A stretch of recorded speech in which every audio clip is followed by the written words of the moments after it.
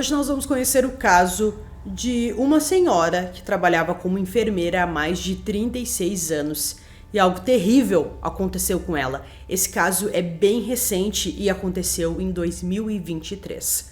Fala pessoal, Carol na área, trazendo mais um vídeo aqui no canal. Todas as semanas eu trago esse tipo de conteúdo aqui para vocês, casos criminais resolvidos que ainda são um mistério. Então se você gosta, já se inscreve aqui no canal, deixa um like nesse vídeo, deixa um comentário, compartilha o vídeo com os amigos e não esquece de ativar o sininho de notificações. Bora pro vídeo.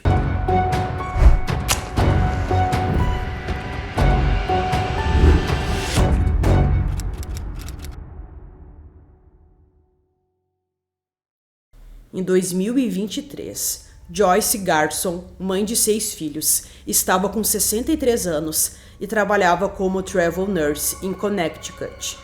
Um travel nurse tem como tradução enfermeira viajante de viagens, o que significa que ela não trabalha em um lugar específico, mas sim em vários. O travel nurse nos Estados Unidos é contratado por agências recrutadoras de enfermeiros. Não é uma contratação feita diretamente pelo hospital ou clínica. A agência, inclusive, pode oferecer oportunidades em outros países, além dos Estados Unidos, como Austrália, Nova Zelândia, ou alguma opção no Oriente Médio. Esse profissional terá contratos pontuais e irá mudando de cidade para cidade, de acordo com a demanda do mercado. Joyce Garson era amada por todos que a conheciam.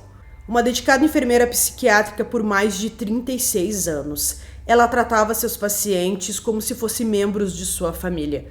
Todos que eram atendidos por ela ficavam apaixonados por ela, de tão querida e de tão bem que ela fazia o seu trabalho. Além de criar seus 6 filhos, Joyce e seu marido Ronald cuidaram de 35 crianças adotivas ao longo dos anos.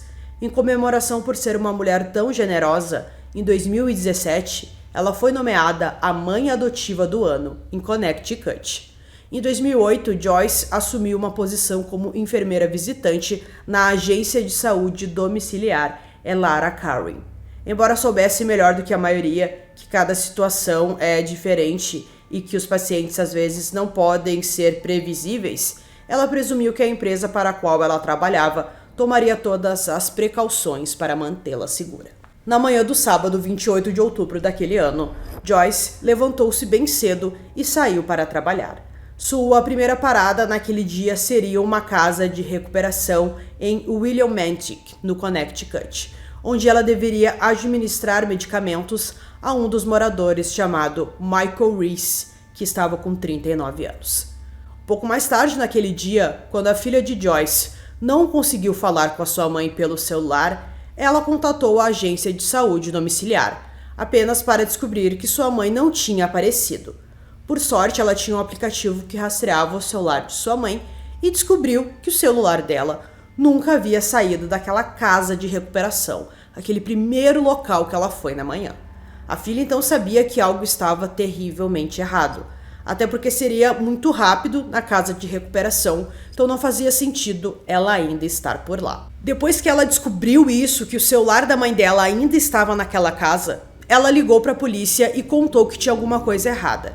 Na ligação, ela estava bem nervosa, a pessoa que atendeu ali viu que ela estava muito preocupada e policiais foram até essa casa de recuperação para fazer uma verificação e para ter certeza de que ela estava lá mesmo, ou se não se tratava de um mal entendido. A filha estava muito nervosa, mas ainda tinha esperança de que tivesse acontecido alguma coisa errada e que a mãe estava em segurança. Os policiais estavam cientes de que a instalação fornecia moradia de transição para criminosos sexuais condenados. As autoridades ficaram preocupadas e acreditaram que um crime pudesse ter ocorrido no local.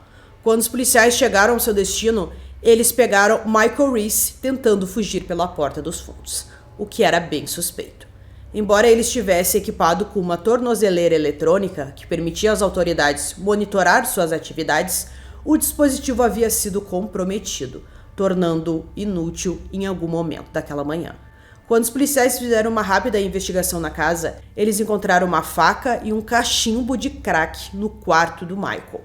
Mas o que mais deixou os policiais preocupados foi que quando eles revistaram Michael, ele estava com cartão de débito e as chaves do carro de Joyce.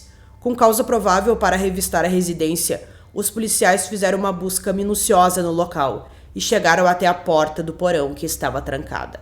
Após conseguirem entrar, eles desceram as escadas e logo fizeram uma descoberta horrível. Deitada no chão, coberta com um cobertor com um travesseiro sobre a cabeça, estava o corpo de Joyce. Ela foi amarrada com fios elétricos e uma gravata. Ficou claro para todos que viram a cena que ela foi muito agredida.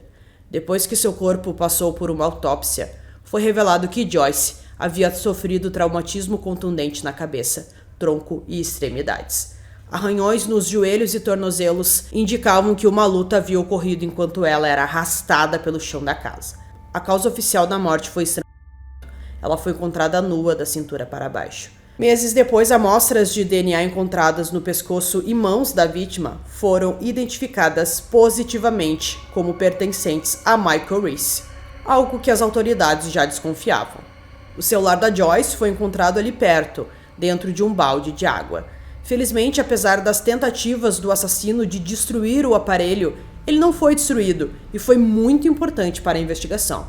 O suspeito foi levado sob custódia enquanto a área estava sendo processada. Para adiar a emissão de um mandado até que as evidências de DNA voltassem do laboratório, as autoridades decidiram se concentrar nas infrações relacionadas a drogas de Michael naquele momento. Embora essas acusações fossem pequenas em comparação com o que tinha acontecido, seriam o suficiente para mantê-lo preso até que o promotor distrital estivesse pronto para prosseguir com uma acusação de assassinato. Enquanto isso, os detetives começaram a olhar as imagens das câmeras de segurança que ficavam perto da casa. Às 7h37, foi visto que a Joyce chegou ali na casa com o seu carro e até então parecia tudo bem. Cerca de 20 minutos depois, o carro dela sai daquele local, mas ficou claro que quem estava dirigindo não era ela, e sim o Michael. Joyce não estava em lugar nenhum. Michael também foi flagrado por câmeras de segurança sacando $200 de um caixa eletrônico usando o cartão de débito de Joyce. Pouco tempo depois, ele pôde ser visto dirigindo até um banco, onde pegou outros $200 da conta dela. Enquanto essas transações aconteciam, sua tornozeleira ainda estava em operação, dando à polícia um roteiro de suas atividades nas horas após o assassinato. Uma análise dos antecedentes de Michael mostrou que ele cumpriu 14 anos de prisão por abusar e esfaquear uma mulher de New Haven em 2006. Após ser considerado apto a retornar à sociedade, ele foi enviado para uma casa de recuperação em preparação para sua liberdade total.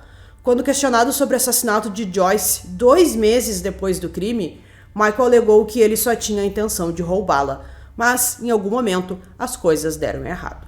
Ele também culpou as drogas pelo seu comportamento. Insinuando que ele se declararia culpado quando chegasse a hora, ele disse aos investigadores que ele apenas queria que tudo isso acabasse logo.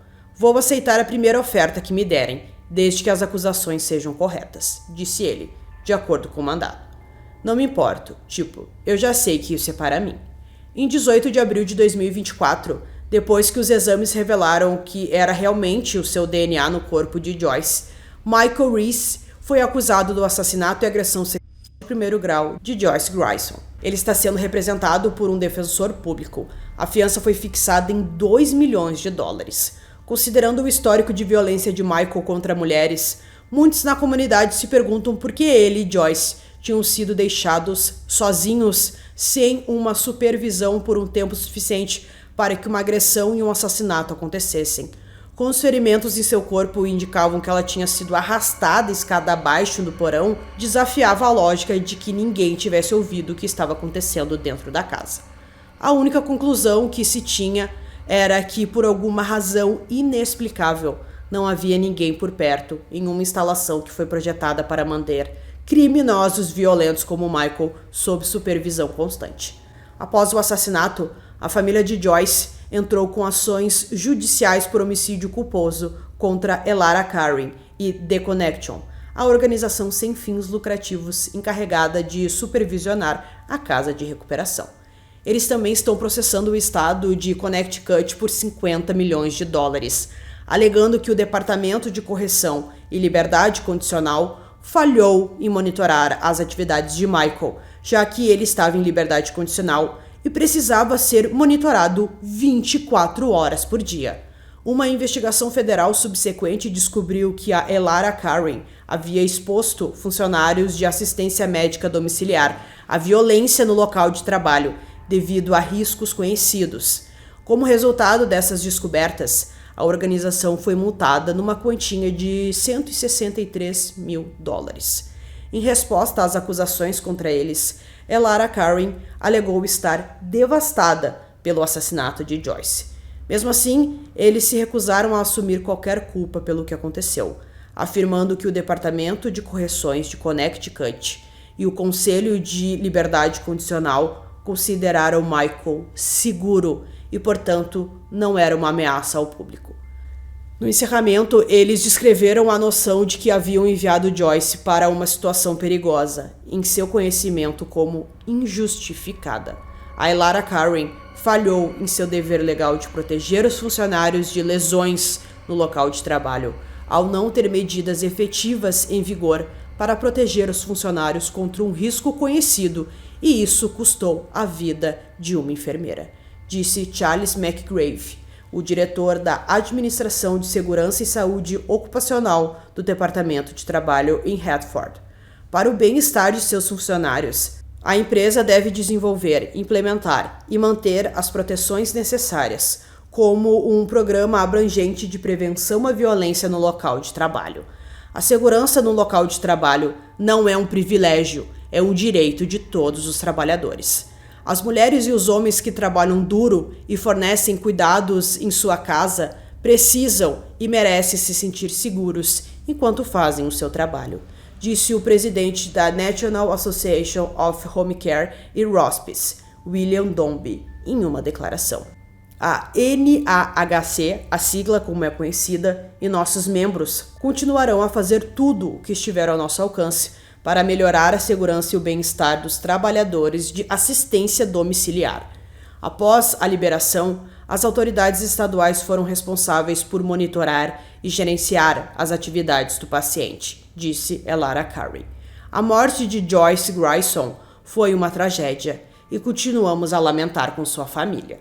O que se sabe é que Joyce foi entregue nas mãos de um homem que havia atacado uma mulher anteriormente, deixando-a para morrer. O fato de sua primeira vítima conhecida ter escapado foi apenas um milagre. Enquanto Michael Reese afirma que o assassinato de Joyce foi um roubo que deu errado, a brutalidade infligida a ela, que concluiu a uma tentativa de abuso, indica o contrário, já que ele aparentemente está escolhendo lutar contra as acusações, apesar das declarações contraditórias que ele já fez ali nos primeiros dias de investigação. Caberá a um juiz e a um júri decidir onde está a verdade. Seu julgamento ainda não foi marcado.